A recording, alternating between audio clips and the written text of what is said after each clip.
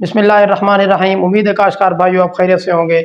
चावल की फसल के अंदर एक बहुत ही ज़्यादा ख़तरनाक बीमारी है जिसे बैक्टीरियल लीफ ब्लाइट कहते हैं। ये चावल की फसल के अंदर अब नमूदार हो रही है।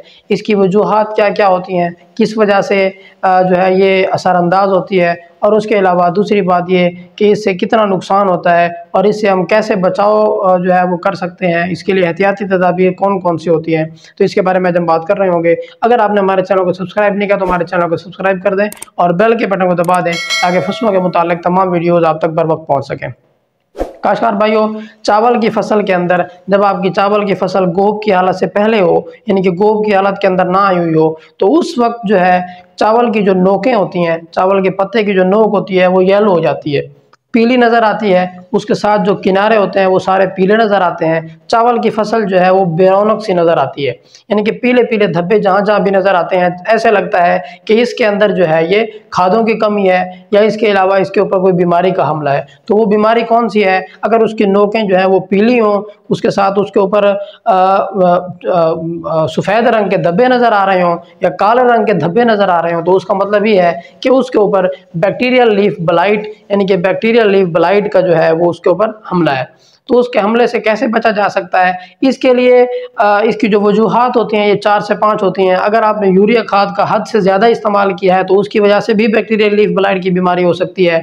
उसके अलावा अगर आपके खेत के अंदर ज़्यादा देर तक पानी खड़ा रहा है तो उसकी वजह से भी बैक्टीरियल लीफ ब्लाइट की बीमारी हो सकती है। और उसके अलावा अगर हवा के अंदर नमी मौजूद है यानी कि बारिशों का मौसम है तो उसकी वजह से भी 40 से 50% तक बैक्टीरियल लीफ ब्लाइट के लगने के चांसेस होते हैं। तो इससे बहुत ज़्यादा नुकसान होता है। अगर आपने इन चीज़ों का ज़्यादा इस्तेमाल किया है, अगर ये चीज़ें हैं तो ये वजूहात हो सकती हैं आपकी फसल की, यानी कि नमी जब ज़्यादा होगी, बारिशों का मौसम होगा, दर्जा हरारत जो है वो कम होगा, तो उसकी वजह से बैक्टीरियल लीफ ब्लाइट की बीमारी हो सकती है। तो उसमें अगर 3-4 बातें हम देखें, बारिशों का सीज़न अब नहीं है, ठीक है, दर्जा हरारत भी ज़्यादा है, 32 डिग्री सेंटीग्रेड से ज़्यादा है, 40 डिग्री सेंटीग्रेड तक अब दर्जा हरारत जो है वो चल रहा है।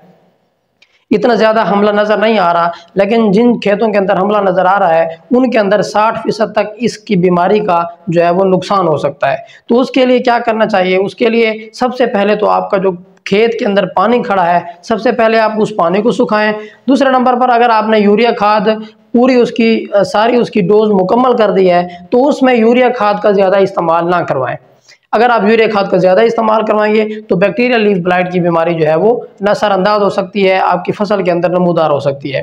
तीसरे नंबर पर दर्जा हरारत के अंदर हवा के अंदर नमी मौजूद नहीं है, वो बिल्कुल ठीक कंडीशन है, और बारिशों का मौसम भी नहीं है, दर्जा हरारत भी जो है वो ज़्यादा है, दर्जा हरारत भी कम नहीं है। तो इस वजह से आपके खेत जो है वो बच सकते हैं। अगर इन चीज़ों से, अगर इन वजूहात से आपको बैक्टीरियल लीफ ब्लाइट बीमारी के ऊपर जो है वो काबू नहीं पा सकते आप, तो उसके लिए कुछ जो है वो केमिकल का स्प्रे है, केमिकल का स्प्रे करवाकर आप इससे बच सकते हैं।